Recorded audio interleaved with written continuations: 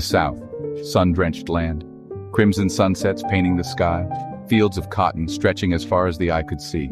This was home. The air, thick with humidity and the scent of magnolias, carried the melodies of cicadas and the distant strum of a banjo. Life moved at a different pace here, slower, deliberate. The town, nestled in the heart of this landscape, was small. Everyone knew everyone else's business. Beneath the surface, beneath the slow smiles and sweet tea, lurked unspoken truths. And for two young boys, life was about to reveal its own complicated truths.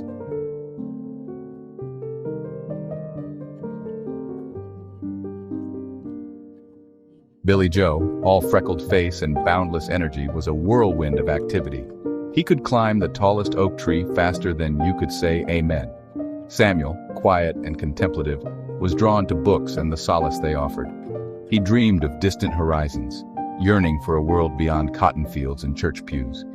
Despite their differences, Billy Joe and Samuel were inseparable, two halves of the same soul. They shared secrets whispered in the hush of twilight, built forts in the woods, and explored the hidden creeks and hollows of their small-town world. Their friendship, pure and innocent, was a beacon of joy in their lives. They were just boys, unaware of the complexities that life held.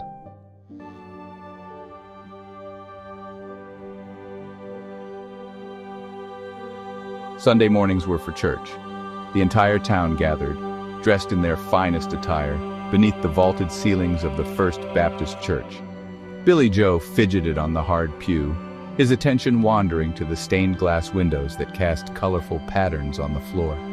Samuel sat beside him, seemingly absorbed in the hymns, his clear voice rising in unison with the congregation. But his eyes, filled with a secret only they shared, would meet Billy Joe's across the aisle. The sermons, filled with fire and brimstone, spoke of sin and damnation. Billy Joe listened, his brow furrowed in confusion.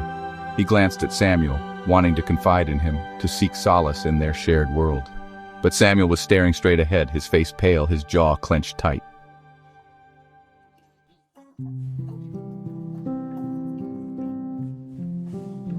Summer stretched on, lazy and languid. Billy Joe and Samuel, inseparable as ever, sought refuge from the oppressive heat in the cool embrace of the woods. One afternoon, as they lay sprawled beneath their favorite oak, Billy Joe felt a strange stirring within him. He stole a glance at Samuel, his friend's face illuminated by the sunlight filtering through the leaves. Samuel's eyelashes, long and dark, cast delicate shadows on his cheeks. Billy Joe felt a warmth spread through his chest, a tingling sensation he couldn't quite place. He looked away quickly, his heart pounding in his ears. Samuel, sensing Billy Joe's unease, reached out and squeezed his hand.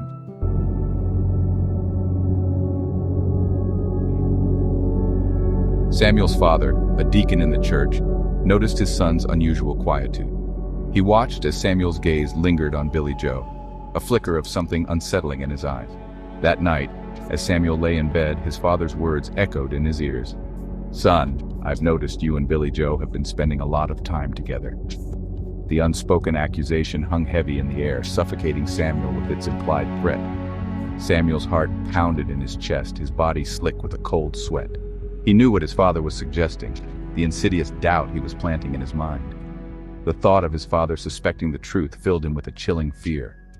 Samuel felt utterly alone. A million unspoken words hung in the air between them, each glance, each hesitant breath, a testament to the depth of their bond, the enduring power of their connection. Samuel reached out, his hand hovering over Billy Joe's, the tips of their fingers brushing in a spark of electricity that sent shivers down their spines. In that brief touch, a lifetime's worth of unspoken emotions passed between them. Fear and longing, hope and despair, the bittersweet ache of a love that dared not speak its name. Once whispered in the shadows, began to be told in hushed tones, then in louder voices. It became a story of courage, of resilience, of the transformative power of love to heal old wounds and build bridges of understanding.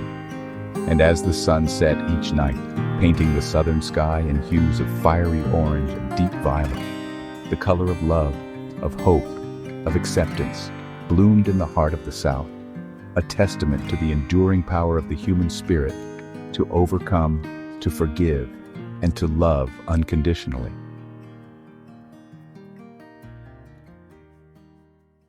I'm Gregory, and well, I've been on quite a journey. It's funny looking back now. All those years of trying to figure out who I was, who I am. You know, they say life is what happens when you're busy making other plans. But for me, life was what happened while I was trying to be someone else. Why do I feel so different? I always knew I was different, but I didn't have the words for it. Not then. The world was different back then. Narrow, unforgiving. But even as a child, I felt this spark inside me. Something true and bright and beautiful, even if the world couldn't see it yet.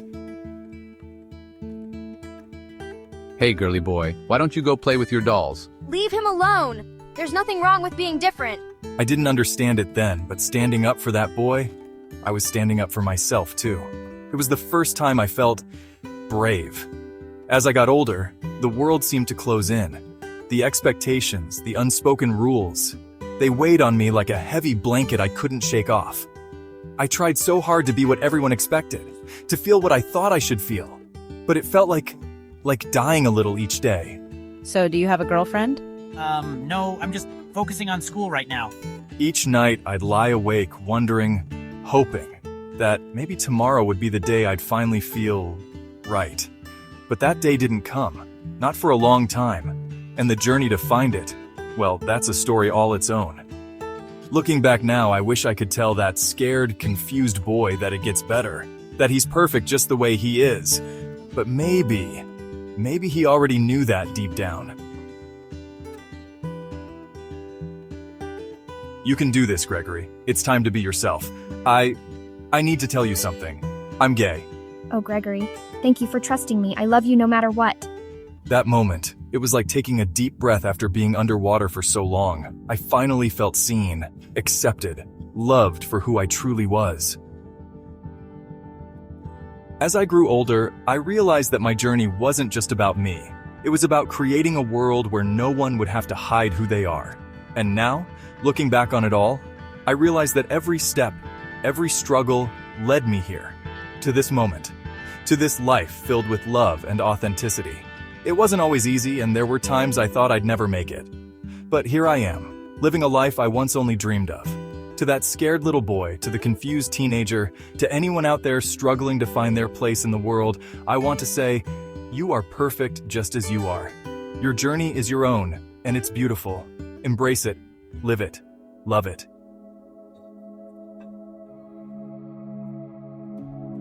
You know, they say the first step is always the hardest. And let me tell you, walking into that LGBTQ+ support group, I thought my heart was gonna beat right out of my chest. But I knew I couldn't keep living a lie. I had to find me.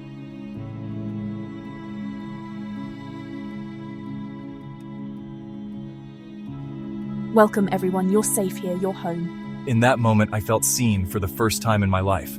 Really seen. Hi, I'm Gregory, I'm gay. And this is the first time I've ever said that out loud. And then there was Alex. He was like sunshine after a lifetime of rain.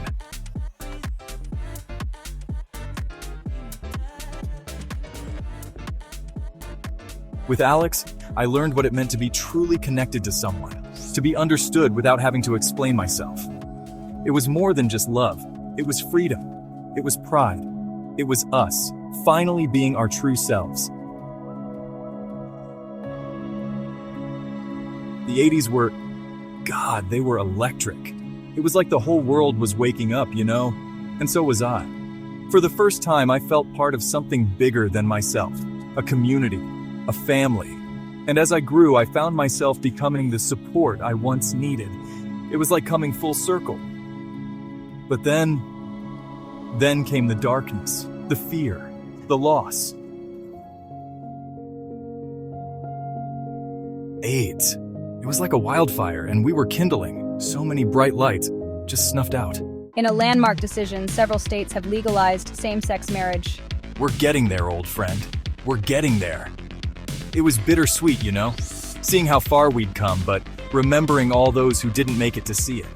But that's the thing about progress, isn't it? It's never a straight line. It's a dance. 2 steps forward, 1 step back. And sometimes, Sometimes you have to pause to remember why you started dancing in the first place. But we keep moving, keep fighting, because that's what we do. That's who we are. I'm sorry, Gregory, but we're going with someone else for the promotion. It was never said outright, of course, but you learn to read between the lines, to see the truth in the things left unsaid. Family. Now that's a whole other kettle of fish. You'd think blood would be thicker than, well, everything else. Oh, Greg, about the wedding. We think it's best if you come alone, to avoid any scenes. Right, of course. Wouldn't want to make anyone uncomfortable with my existence.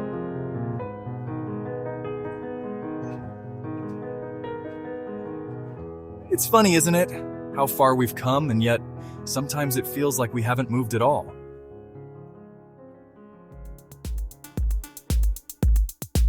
And dating? Let me tell you, being a gay man of a certain age in the world of apps and instant gratification, it's a special kind of hell. Well, aren't you a charmer?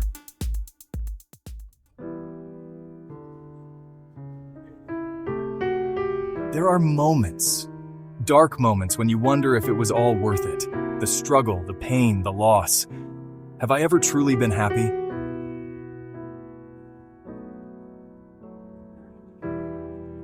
But then you remember, you're not alone. You've never been alone.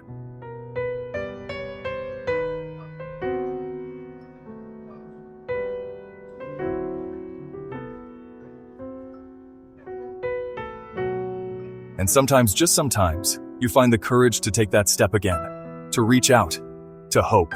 Here we go again. I spent so long trying to fit in, I forgot how to stand out. Oh, honey, join the club. We've all been there. It was like coming home, to a home I didn't even know I had.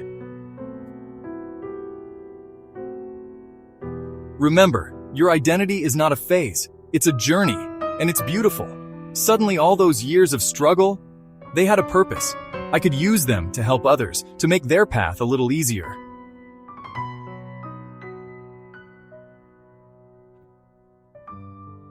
Greg, God, it's been, 20 years? Something like that. I've got some catching up to do. And you know what? It felt good to laugh again. To remember the joy, not just the pain. Well, look at you, old man. Still got it. I started dating again. And let me tell you, it's different when you're older. Less drama, more honesty. It's like finally being able to breathe after holding your breath for so long. We're here, we're queer. We're here, we're queer. In that moment, I felt it all. Every struggle, every tear, every moment of joy. It all led to this, to being truly, unashamedly me. Here's to new beginnings. You know, someone once told me that the most revolutionary thing a person can be is themselves.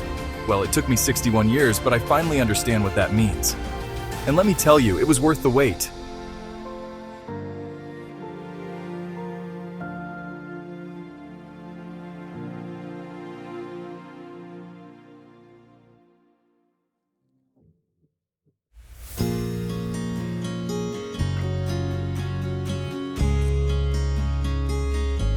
The air hung heavy with the sweet scent of honeysuckle as the sun dipped below the horizon, painting the sky in hues of orange and crimson. Dust motes danced in the golden light that spilled through the window of a quaint farmhouse.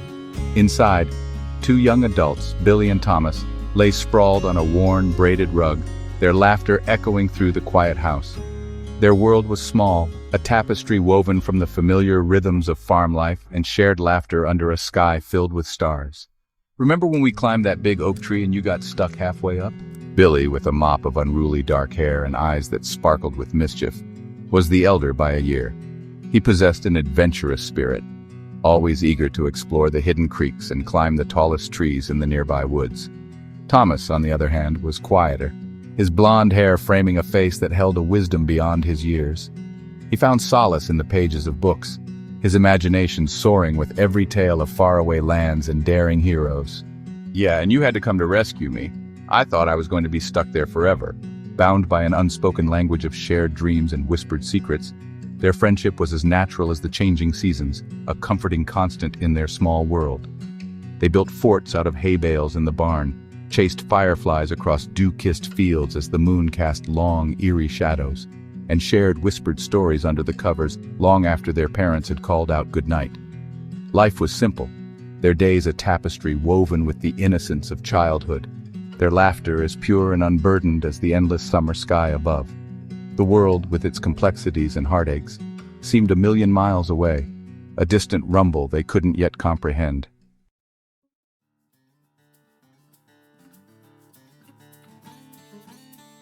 Spanish moss dripped from ancient oak trees, casting long, lazy shadows across the sleepy town of Harmony Creek.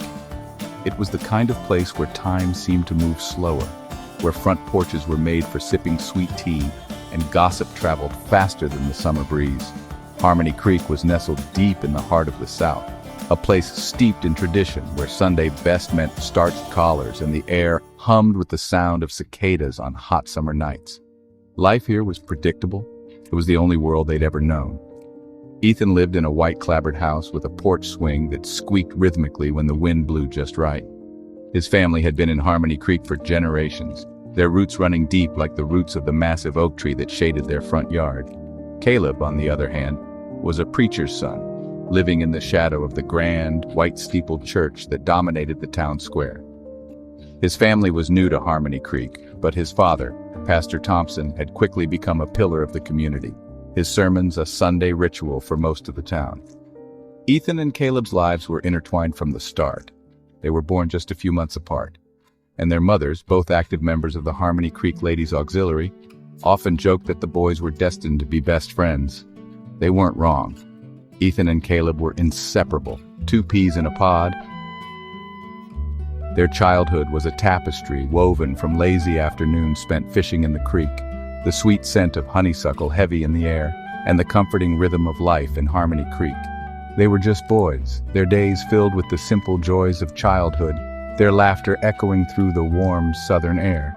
But beneath the surface of their idyllic world, a change was brewing, a secret awakening that would challenge everything they thought they knew about themselves, their friendship, and the place they called home. Sundays in Harmony Creek belonged to the church. The air, thick with magnolias, vibrated with anticipation.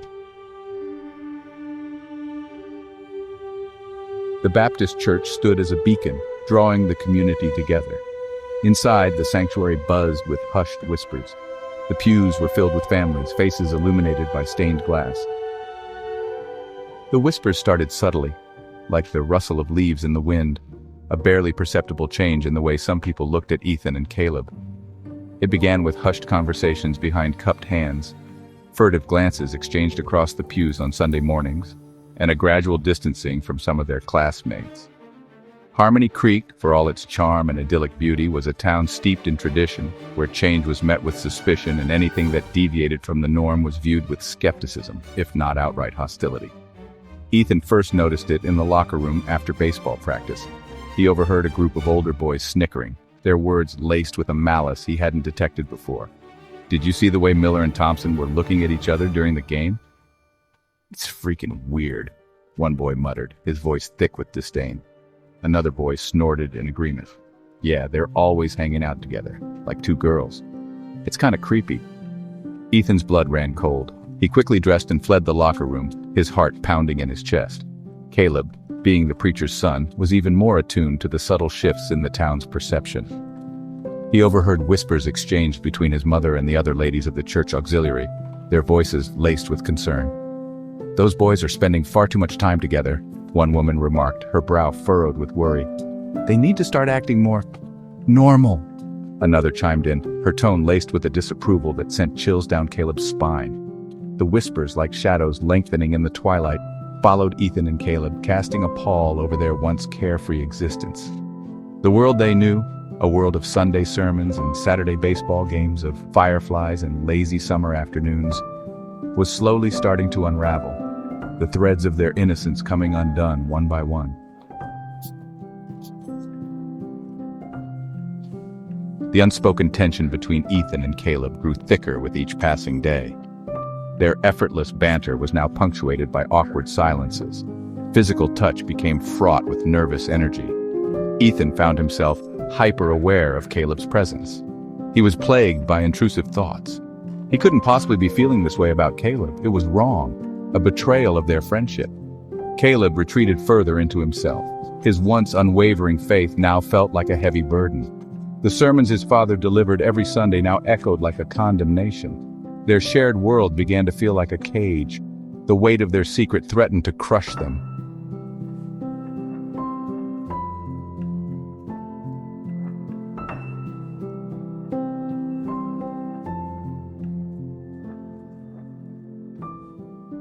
Desperation clawed at Ethan, confusion and self-loathing threatening to drown him.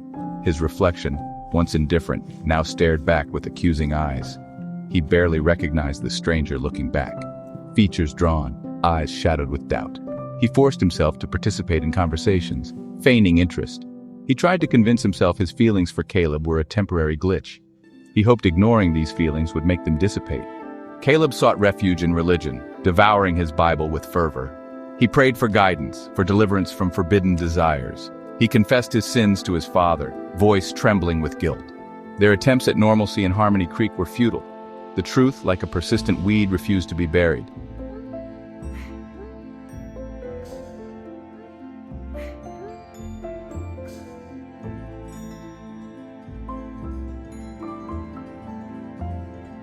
The once comforting familiarity of Harmony Creek transformed into a suffocating presence, the gossip mill churning relentlessly, its whispers echoing in the hallways of their school, in the aisles of the local grocery store, in the hushed tones of the church ladies' Sunday gatherings. Ethan and Caleb became acutely aware of the weight of watchful eyes, their every move scrutinized, their every interaction dissected and judged. Their once inseparable bond became a source of suspicion. Even in the face of overwhelming adversity, the human heart, in its infinite capacity for love and compassion, would always find a way to shine. The air hung heavy with the scent of honeysuckle and impending goodbyes. Ethan and Caleb stood on the outskirts of Harmony Creek, their silhouettes outlined against the rising sun. Familiar landmarks faded into the distance, leaving a bittersweet ache in their hearts. We made a pact, sealed with a kiss, to leave Harmony Creek behind, seeking a world where our love wouldn't be judged. Ethan, his backpack slung over one shoulder, felt a mix of trepidation and freedom. Leaving everything behind was a necessary sacrifice. Caleb, filled with hope and fear, squeezed Ethan's hand. Facing challenges together gave him purpose.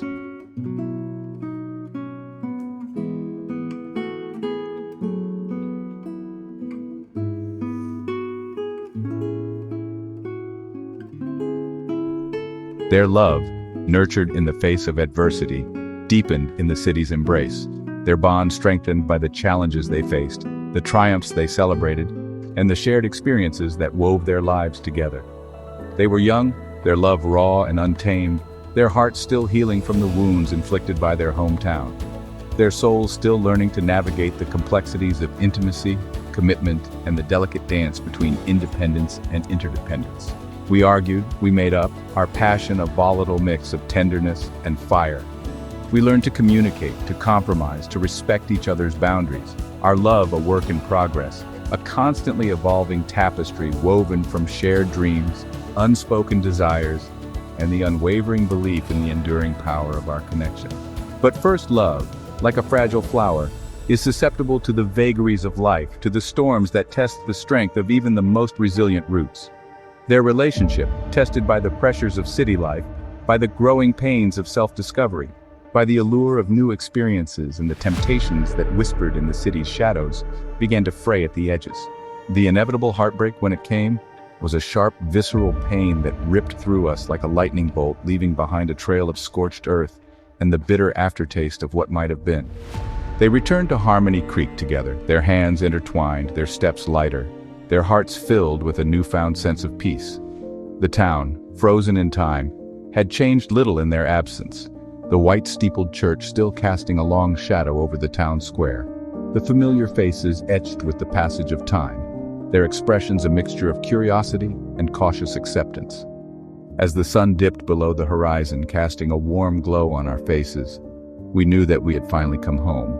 Not to the place where we were born, but to the place where our hearts belonged, to each other, to the love that had guided us through the darkness and into the light of a future filled with hope, acceptance, and the quiet triumph of two souls who dared to love freely and without reservation.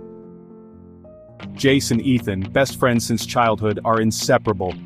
They were two halves of the same whole. Jace, the fiery, impulsive artist, always sketching dreams in his notebook. Ethan, the quiet, thoughtful musician, his soul pouring out through his guitar strings. Summers were spent swimming in the creek, laughter echoing through the tall pines. School days blurred into a comforting routine. Football games on Friday nights, Jace cheering the loudest, Ethan watching from the sidelines, a soft smile playing on his lips. Life was simple, their bond unbreakable, their friendship a constant in a world that seemed to spin faster with each passing season. But change, like the seasons, was inevitable.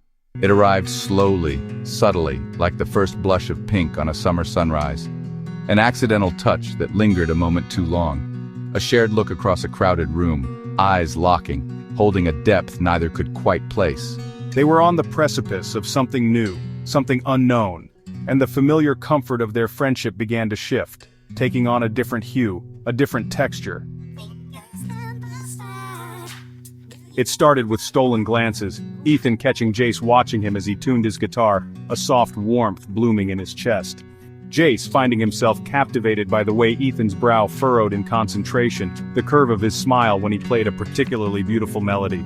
Their easy banter took on a different edge, laced with an undercurrent of something else, something electric and unsettling. The shift was impossible to ignore. It was in the way our fingers brushed when we reached for the same slice of watermelon on a sweltering July afternoon. It was in the way my gaze lingered on Jace's lips as he spoke, the way my heart thumped a little faster when he leaned in close, sharing a secret. Their once effortless interactions now came with a new awareness, a heightened sense of each other's presence. Every touch, every look felt charged, pregnant with unspoken feelings that danced just out of reach. The ground beneath their feet felt unsteady, the familiar landscape of their friendship suddenly unfamiliar, exhilarating and terrifying all at once. The small town, once a haven, began to feel suffocating. Walls seemed to close in, whispers followed them like shadows. Their community, bound by tradition and unspoken rules, wasn't known for its acceptance of anything that diverged from the norm. I overheard snippets of conversation, saw the judging glances cast our way. Fear, cold and insidious, began to take root in my heart. Ethan, always more reserved, retreated further into himself. The weight of expectation, the fear of judgment pressed down on him. I loved Jace. Had loved him for longer than I cared to admit. But the thought of acknowledging those feelings, of exposing our truth to the harsh scrutiny of our town, felt like an insurmountable hurdle. They built walls, brick by painful brick, around their hearts. Jace with his bravado and carefully constructed nonchalance. Ethan with his silence and withdrawn demeanor. They tried to convince themselves, tried to deny the truth that simmered beneath the surface. But their eyes, betraying the carefully erected facades, told a different story. Jace, restless and yearning for something more, accepted an art scholarship in New York City, a world away from the stifling confines of their small town. Ethan, unable to bear the thought of being left behind yet unable to confront his truth, threw himself into his music, pouring his heartache and confusion into every note. Distance, once unthinkable, stretched between them like a chasm. Phone calls became infrequent emails, shorter, filled with forced pleasantries and carefully edited versions of our lives. We were living in different worlds now, physically and emotionally. Jace found solace in the anonymity of the city and the vibrant chaos that matched the turmoil within him. He threw himself into his art, pouring his pain and confusion onto the canvas, his paintings a riot of color and emotion. Ethan, surrounded by the familiar yet now painfully empty spaces of our hometown, found solace in his music, his guitar, his only confidant, his melodies a bittersweet symphony of love and loss.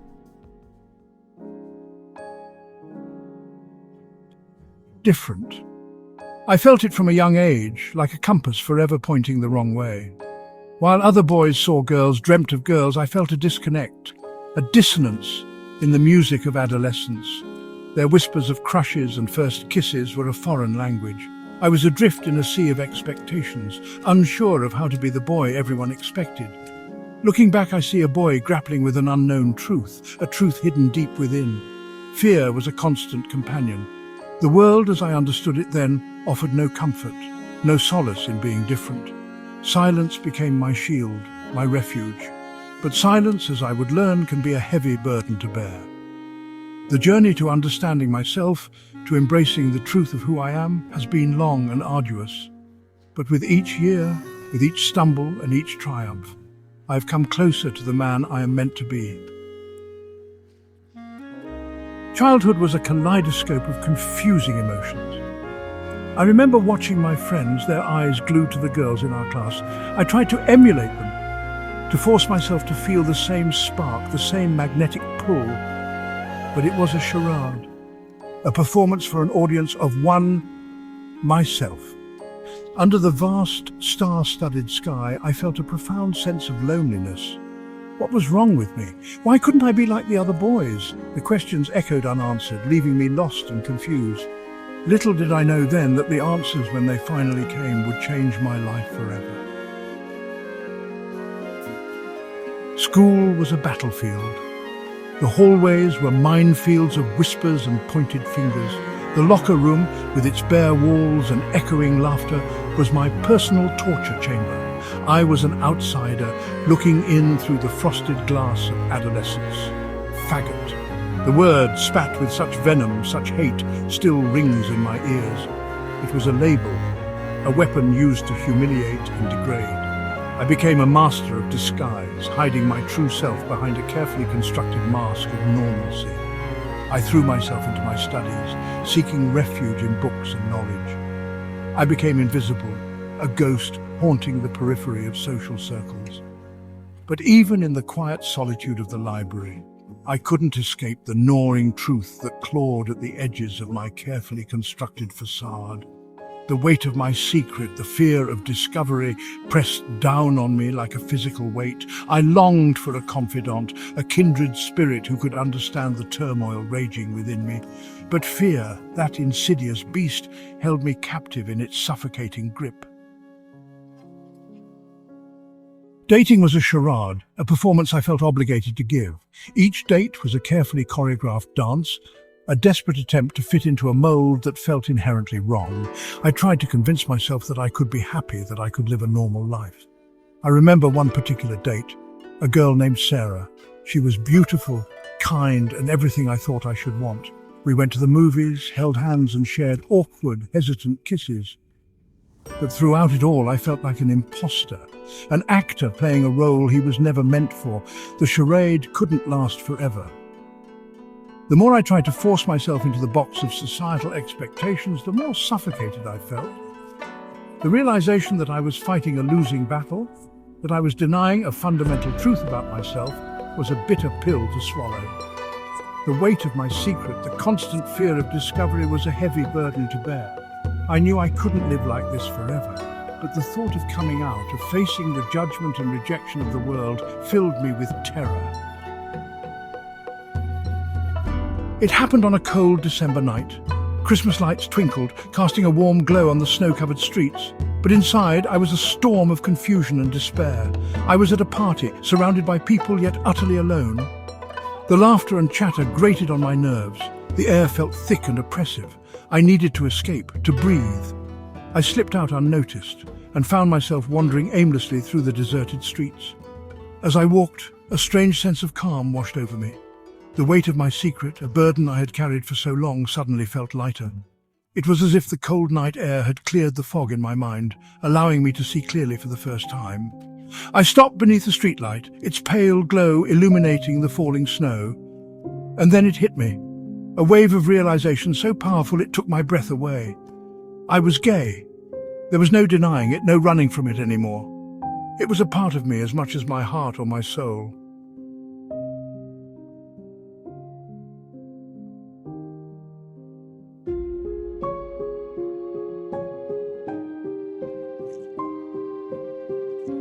Mirrors, once reflecting the carefree innocence of childhood, now seemed to mock them with their distorted images. Matt saw a stranger staring back at him, his eyes filled with a haunted longing. Jake found solace in books, losing himself in stories of faraway lands and forbidden loves.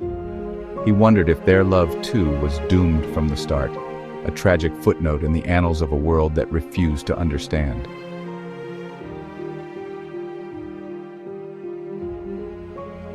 The whispers started subtly, like seeds of doubt scattered on the wind.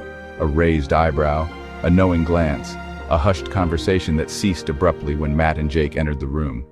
At first, Matt and Jake tried to ignore the whispers, to pretend they didn't notice the way their world was slowly shifting around them. But the whispers grew louder, more insistent until they couldn't be ignored.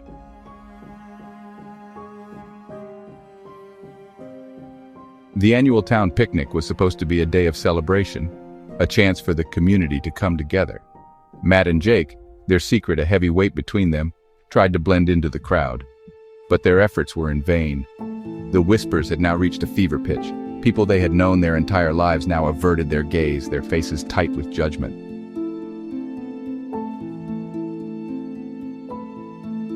The days that followed were a blur of pain and confusion. The news of Matt and Jake's sin spread through the town like wildfire, leaving a trail of destruction in its wake. Their families, once pillars of the community, were ostracized, shunned by their neighbors, their names erased from the church registry. Matt's father, a man of few words and even fewer emotions, turned his back on his son, his silence speaking volumes. Jake's mother, her face etched with a grief that mirrored her son's, clung to him fiercely. But even her love couldn't shield him from the storm that raged around them. The town, once a place of comfort and belonging, had become a prison, its every corner holding a painful memory, every face a reflection of their rejection. The schoolyard, once a place of laughter and camaraderie, became a battleground, the taunts and jeers following them like shadows. The church, once a sanctuary, was now a symbol of their condemnation, its doors closed to them, its hymns a constant reminder of their exclusion. Isolated and alone, Matt and Jake clung to each other, their shared secret a lifeline in a sea of uncertainty. But even their bond, forged in the crucible of childhood and strengthened by their shared experience, began to fray under the relentless pressure of their exile. The doubts that had plagued them before, the whispers of fear and uncertainty, now echoed louder than ever. Matt, his anger simmering just below the surface, questioned everything, his words laced with a bitterness that cut Jake to the core. "Matt, why us? What did we do to deserve this?" Jake, his heart aching for Matt's pain as much as his own, had no answers. He had spent countless nights searching for answers in the pages of his books, seeking solace in the stories of others who had walked this lonely path before them. But the answers, if they existed at all, remained elusive. The weight of their secret, once a shared burden, now threatened to crush them both. They found themselves withdrawing from each other, seeking solace in solitude, their silences filled with unspoken fears and unspoken accusations. The physical intimacy they had shared, the stolen glances, the accidental touches that sent shivers down their spines, now seemed fraught with danger, a reminder of the world that sought to punish them for their love.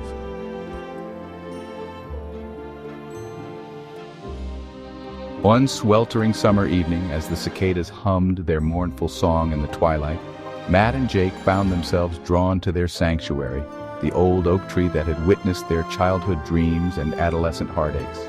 They sat in silence, their shoulders brushing, the air thick with unspoken words and unspoken fears. The sun dipped below the horizon, painting the sky in hues of orange and purple, casting long shadows across the land. Matt, his gaze fixed on the distant horizon, spoke first, his voice barely a whisper. "Matt, where do we go from here?" The question hung in the air between them like a challenge. Jake, his heart heavy with the weight of their predicament, had no easy answers. He knew they couldn't stay here, in this town that had turned its back on them, in this world that refused to accept them for who they were. But where could they go? Who would welcome them? As darkness enveloped the land, the stars emerged one by one, twinkling like diamonds scattered across a velvet cloth. Matt and Jake sat in silence, their gazes drawn to the heavens, seeking answers in the vastness of the universe. The old oak tree, its branches reaching towards the sky like gnarled fingers, seemed to offer them a silent embrace, a reminder that even in the darkest of times, hope could still bloom.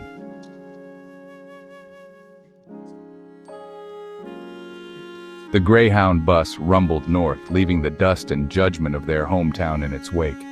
Matt, staring out the window at the passing scenery, felt a strange mix of liberation and fear, liberated from the suffocating confines of their community, from the whispers and stares that had haunted their every move. Fearful of the unknown, of the vastness of the world stretching out before them like an uncharted map. Beside him, Jake slept, his head resting against the window, his face pale in the dim light. He had always been the quieter one, the thinker, the planner, but even Jake, with his carefully considered words and his love of maps, couldn't chart a course through this uncharted territory. They were adrift, two souls clinging to a makeshift raft in a sea of uncertainty. The cities they passed through were a blur of concrete and neon, a stark contrast to the slow rhythms and familiar landscapes of their rural upbringing. The faces they saw in the crowds were a kaleidoscope of humanity, a reminder that the world was so much bigger, so much more complex than the narrow confines of their hometown.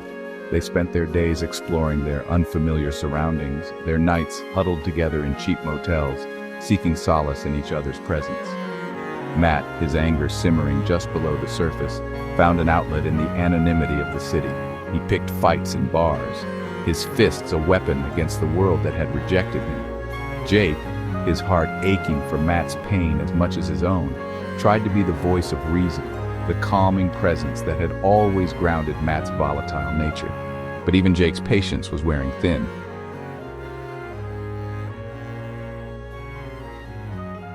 They found work where they could, washing dishes in greasy diners, hauling boxes in dusty warehouses, their bodies aching with exhaustion at the end of each long day. The money they earned barely covered the rent for their cramped apartment, a dingy one-bedroom walk-up above a noisy all-night bodega. But despite the hardships, despite the uncertainty that clouded their future, they found moments of solace in their shared exile. They discovered a small bookstore tucked away on a quiet side street, its shelves overflowing with books on every conceivable subject. They would spend hours browsing the aisles, their fingers trailing across the spines, their hearts quickening when they stumbled upon a volume that spoke to their experience, that acknowledged the existence of love beyond the narrow confines of their upbringing. They found a community center that offered free meals and a safe haven for runaways and other lost souls. There, among the misfits and the marginalized, they found a sense of belonging they had never known before. They listened to stories of survival and resilience, of love found and lost and found again. They learned that their story, though unique in its details, was not unique in its essence.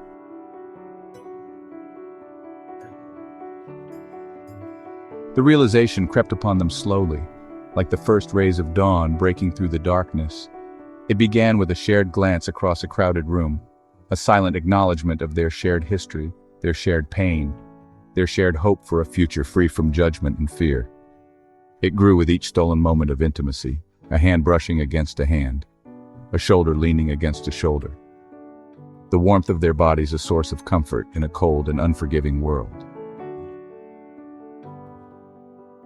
The city, once a symbol of anonymity, slowly began to feel like home. They found a small apartment in a neighborhood where diversity was celebrated, not condemned. Matt found solace in carpentry, creating tangible beauty. Jake worked at a small bookstore, surrounded by stories of love. They faced challenges together, their love a shield against the storm. They built a life together, brick by brick, dream by dream. The city became a canvas for their unique story.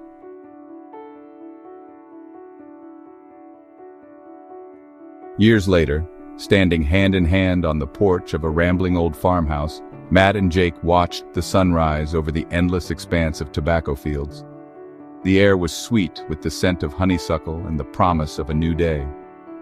It had been a long journey, filled with pain and uncertainty, but they had finally found their way home. The farmhouse, a testament to Matt's carpentry skills, stood on the outskirts of their hometown, a silent defiance of the past, a symbol of their enduring love. They had returned, not to seek forgiveness or acceptance from those who had turned their backs on them, but to reclaim their roots, to honor the land that had nurtured them, to create a future where love, not fear, would be their legacy. The scars of the past were still there, faint but visible, a reminder of the battles they had fought and won. But those scars no longer defined them. They were survivors, their love a testament to the enduring power of the human spirit to overcome adversity. As the sun climbed higher in the sky, bathing the land in its golden light, Matt and Jake turned to each other, their eyes meeting in a silent exchange of love and gratitude. They had found their peace, their sanctuary, their home, and in the stillness of that southern morning, they knew that their love, like the land itself, would endure.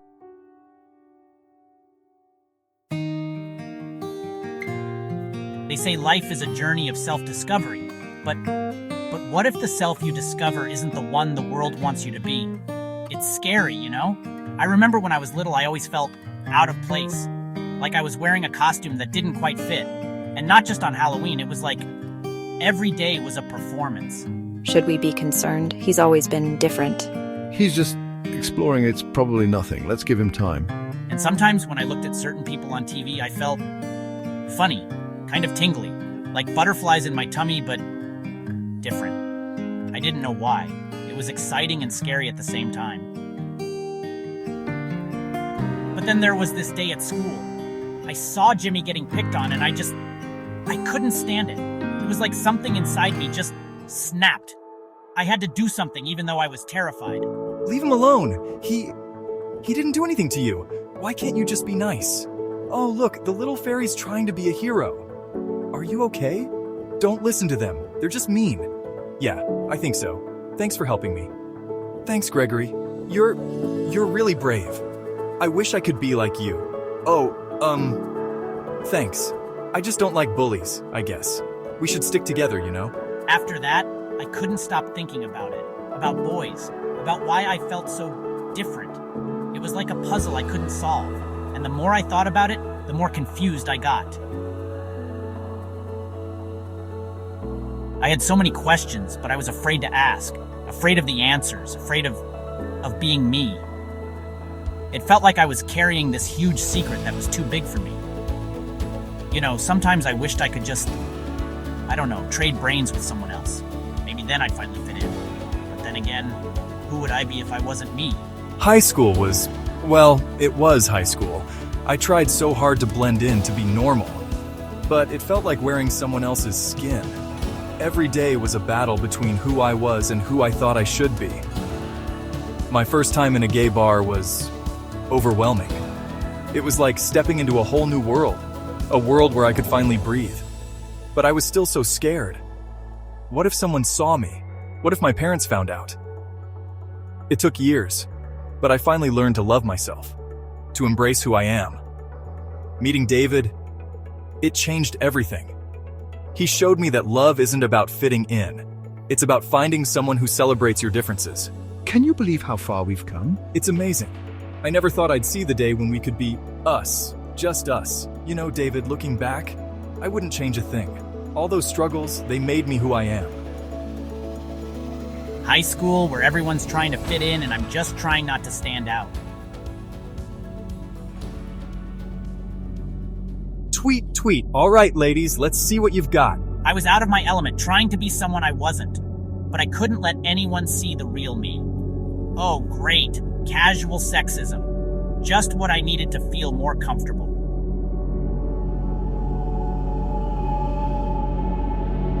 Hey, new guy. Gregory, right? I'm Alex. Yeah, hi. Nice to meet you.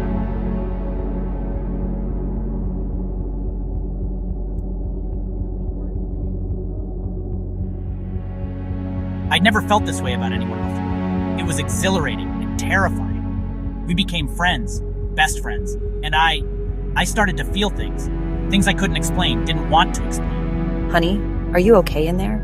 Yeah, Mom, just, changing. The fear was constant. What if they found out? What if Alex found out?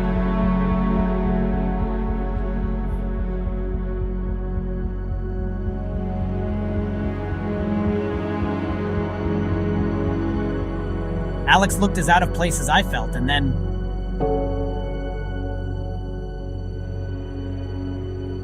Greg, I need to tell you something. Yeah?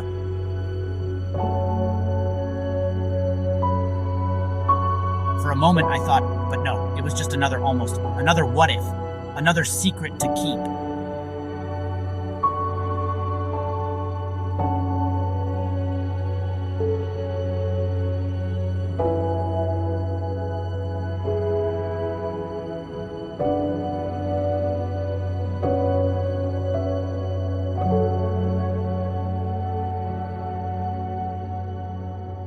college, where you're supposed to find yourself, right? Well, I found myself all right. Found myself trying even harder to be someone I wasn't.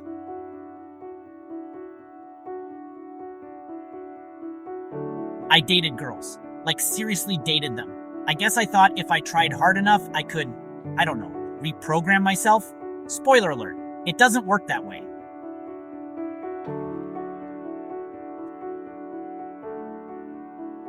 Oh, Sarah, we're so glad Gregory finally found the right girl. Yeah, Mom, she's great. Yes, oh Gregory, yes. I actually proposed.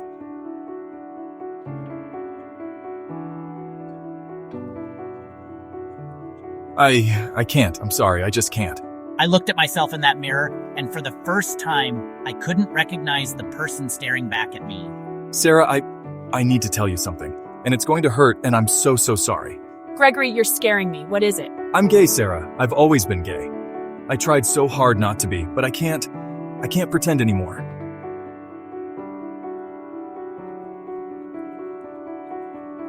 How could you, all this time? It was the hardest thing I've ever done, but also, it was the first time in years I felt like I could breathe.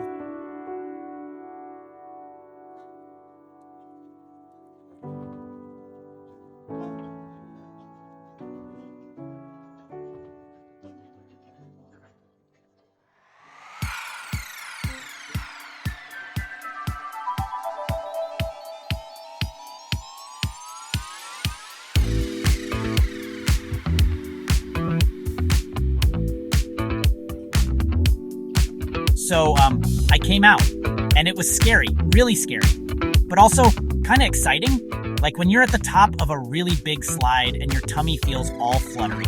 Come on, honey, you're home now.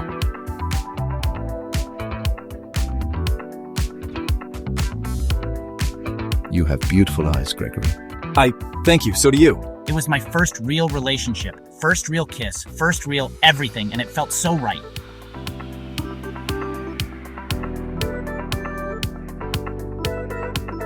Disgusting. Is there a problem, Steve?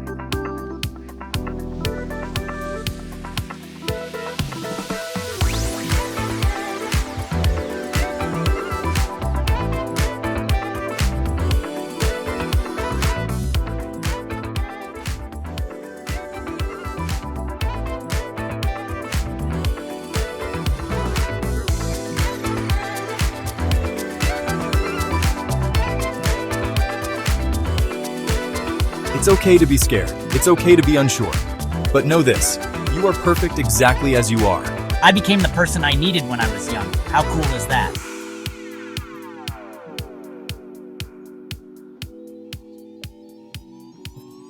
It's kind of weird, you know, looking back at all of it.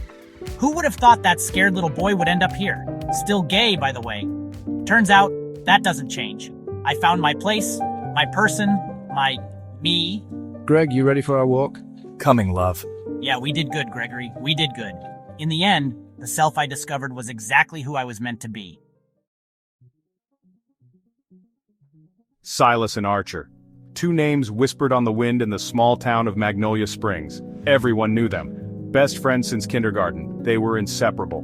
Silas was the quiet one, thoughtful eyes and a shy smile.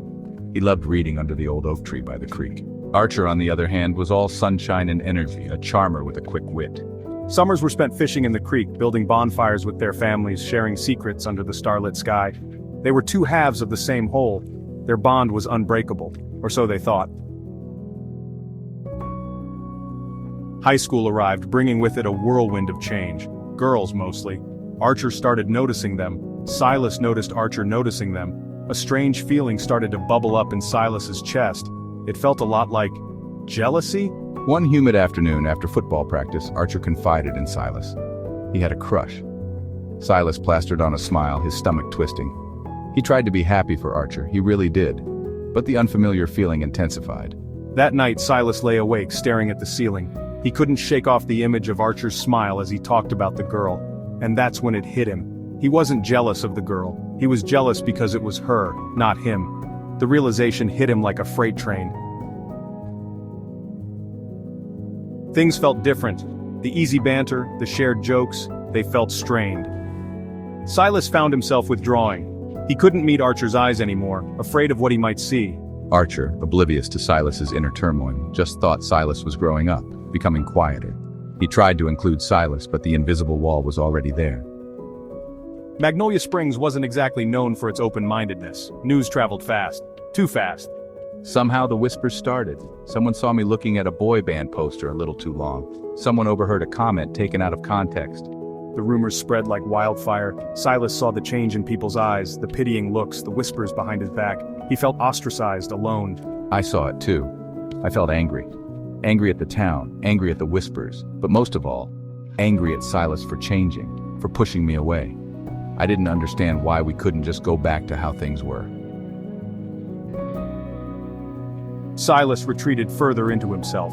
The weight of his secret, the fear of rejection, the pain of judgment, it was all too much. He felt like a ghost, haunting the halls of Magnolia Springs High. He started skipping classes, seeking solace in the library or by the creek, anywhere but in the suffocating judgment of the town. I felt like a disappointment. To my family, to my friends, to myself.